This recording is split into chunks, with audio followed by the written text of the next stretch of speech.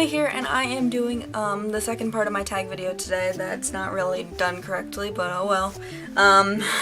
I'm doing the second part of the bias tag by Showell360. This is the Infinite version. I knew if I did it for Super Junior I'd have to do it for Infinite because that's just not fair otherwise. So let's just go ahead and get started with this. Number 1, how many albums do you own from your bias group / artist? I feel like I have nothing. Here's another photo of my collection from my Facebook. I feel like I have nothing, but they really don't have as much as Super Junior, so that's part of it. I have 25 things from them, including their Japanese releases and my repeats of... Oh no, it doesn't include my repeats. It's 27 including my repeats of Destiny, their second single, as well as New Challenge, their fourth mini album. Why did you start collecting your bias? Infinite, I fell in love with at first sight, basically. Before they even debuted, I was just like, ooh, a group that's working with Epic High, that's exciting. I was already into buying albums when I got into them, and I wasn't really in the point where I was like, gotta save money. I was kind of like, let's buy 3 albums every month and like be okay, and so I bought Infinite's debut album when it came out because I was in love with every song on it. I listened to their debut stage, their second debut stage, and then I went and watched the music video that same day, and then I listened to the rest of the album, and that was it. I was sold. And I still listen to their First Invasion album a lot. I know that sounds really weird, but I still listen to it like a lot. It was kind of like when Evolution came out a few months later, I was like, oh wow, I really like Evolution like a lot more than First Invasion, and so I bought Evolution, and then I think it was like 2 comebacks later I was just like, wait, I'm like really obsessed with them. Like I'm really obsessed with Infinite, and that's when they became my number one, tied with Super Junior, which I was a little weird at like accepting that at first, so they were my number 1 tied with Super Junior. I thought that was kind of strange. Number 3, what do you need to complete your collection? When do you decide your collection is complete? So my collection will be done when I have every CD they've ever released. So this would mean that I still need Dilemma CD DVD, BTD Japan CD DVD, BTD Japan Normal, B Mine Japan A Solid, and B Color Pop. A is CD DVD, and then B is CD only. And then the normal version, which is just a jewel case, Last Romeo A CD DVD, Infinite F Koino Sign A, and The Origin, which is their 3 CDs, I believe, of instrumentals from all of their songs, and it's beautiful, and I can't believe I didn't buy it when it came out. The reason that I want everything from Infinite and not from Super Junior is that Infinite's discography right now is very clean still, and while it's clean, I would like to buy everything that I can get, which everything is still available from them, so it's not. But I don't count the photo books and DVDs as part of my collection. Something that I really want from the photo books and DVDs, though, I want Infinite Destiny in America, and I also want, what was the other one that I wanted really bad? But if Dilemma gets a DVD, then I'm gonna want the Dilemma Tour DVD, because yes, I'm loving everything from that right now, because the merch has already been shown, so it's amazing. Number 4, which album is the hardest to get? Nothing was really hard to get for me, because I've just been buying it as it's come out since First Invasion, so nothing's hard to get for me. If you're starting collecting right now, though, Over the Top is the hardest thing to find. Most people are like okay with buying Paradise, but a lot of people I know are just like, I want Over the Top too. Number 5, which album was the best value for what you paid? I actually do have this with me, so I'm gonna show it. It is my She's Back limited CD DVD edition, which I did an unboxing for. I'll leave link for the unboxing down below, but wow, this is so amazing. It's literally the best ever because I bought it for 1/4 the price, and it came with a photo card, and it came perfectly intact, and this is just something that I've wanted for a very long time from Infinite. The photo book, you can't beat this photo book. You honestly, there is no other photo book that Infinite's ever released that is better than the She's Back photo book. Like, you will never hear me say that. Yeah, somebody on my unboxing was like, you know, it's just like you bought the photo book. Like, I already had the single, so I bought the DVD and the photo book early from this because I already had the CD from my CD only version. This was definitely the best value for what I paid. This is something that I am going to be looking at for a very long time. Number 6, which album was the worst value? This was really hard for me to figure out. If I had to choose one, I would say In Spirit, their first Korean single, because very flimsy packaging. I also missed the photo card part of that because I didn't buy it right when it came out, and the photo cards for that were very, very limited. The photo book is an okay photo book. With the Nothing's Over concept is very nice. I really enjoy the Nothing's Over concept. The photo book is small though.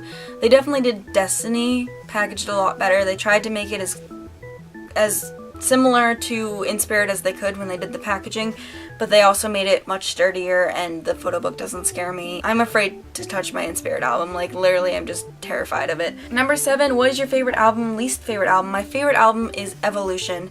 I just kind of went from their mini albums because I feel like comparing their full-length albums to their mini albums to their singles is really weird, but they have the most mini albums, so I decided to go with the mini albums. I couldn't really figure it out at first, so I looked up what my top Infinite songs are, and not only is BTD like my most played Infinite song, Can You Smile and what was the other one, History, are like in the top 10 of my most played Infinite songs, which are also on that album. I feel like I go back to that album a lot and listen to it a lot all the way through because it's just a solid album. I listened to this album and I saw the Infinite that they are today. I was just like, this group is going to be so big, they're going to be amazing one day. When I first got into Infinite, it was literally like nobody knew about them, and it was just it was the worst feeling in the world that I was just so in love with Infinite and literally nobody cared, and they were all just like, oh yeah, but there's also Teen Top, and I was like, no, love Infinite. I love Teen Top to death, as you know, but like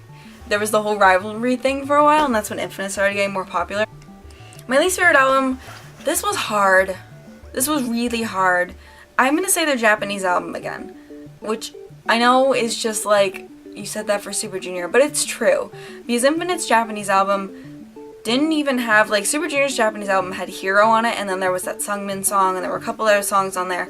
But Infinite's first full-length album, the only difference besides the language was the person who featured instead of Baby Soul in the Infinite H song.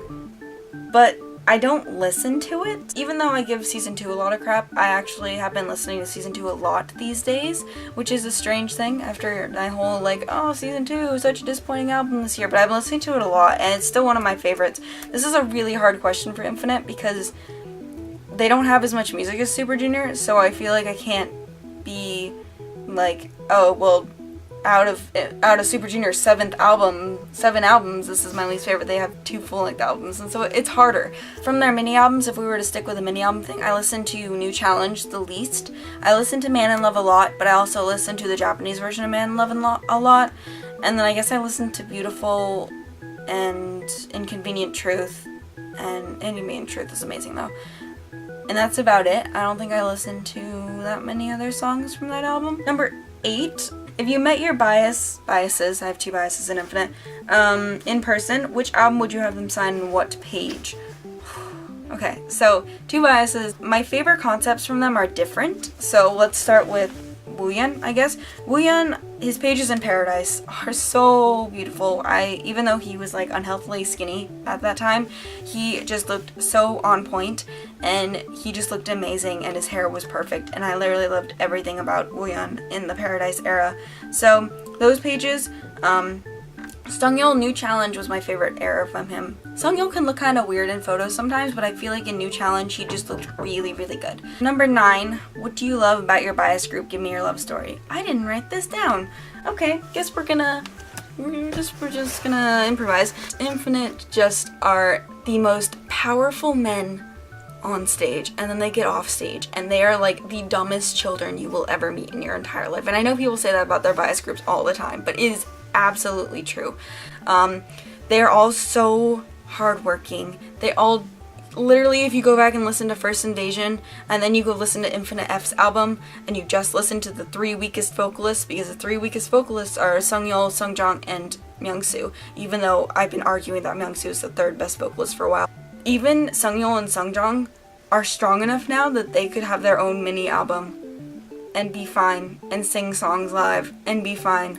And literally, it's amazing how far they've come. I'm kind of like their mother in a way. I have this maternal like love for Infinite, where I watch them become this amazingly popular group who, when they come back, it's just like, oh yeah, Infinite's definitely gonna win this time. When they first debuted, it was like, is anybody even gonna notice Infinite came back? Like, it makes me so angry how BTD was their second release, because nobody cared about it until much later, and it was literally like, but this is the best song in the entire world and nobody cares. When they came back with Be Mine and they won their first music show, it was my first day of school. I think it was my first day of junior year of high school, and I just like sat at my kitchen table in the dark in the morning eating my cereal and crying because Infinite won for the first time. And I'm getting all goosebumps, and they give 110%, and there's so many like videos of them from the beginning, of them being like from this tiny company that had just gotten over the whole like tableau thing and the whole Epic High leaving them, and they literally had just gotten over that because Epic High is in Infinite's pre-debut show. They literally started from the bottom and got to where they are today, and I just will never get over how hard they worked. You look at Infinite and they're all best friends. There is no doubt in my mind that any member does not get along with any member of Infinite. They literally deserve that everything they get because they have worked their butts off for a long time to be where they are, and you can't say that about a lot of groups these days. Every group works really hard to get where they are, and I have no doubt in my mind that if you debut under SM or JYP or YG that you have done less than everybody else. But being a group from a Nugu company, being a group from a company that nobody cares about and nobody knows, and you don't have any famous like Sunbaes, and I say that VIX is the same way. I feel this way about VIX too, because all they had was So and Gook. So it's honestly, when you follow a group from the beginning and then see them become the group they are today with their Japanese tours and world tours and all the stuff they can do now because they're with SMCNC, it just, I get so emotional, and I'm getting kind of emotional right now, and I don't want to. Oh, but they are just my children, and I will love them for the rest of ever. For the rest of ever. That's it. That's all I have to say. Thanks Shawo360 for this tag video. It was really fun. I had a lot of fun doing it, and I hope you guys had a lot of fun listening to me talk about how much I love Infinite. Let me know what your answers would be for your bias group down in the comment section down below, and yeah. So, doesn't have to be Infinite, whatever your bias group is, because it's the bias tag.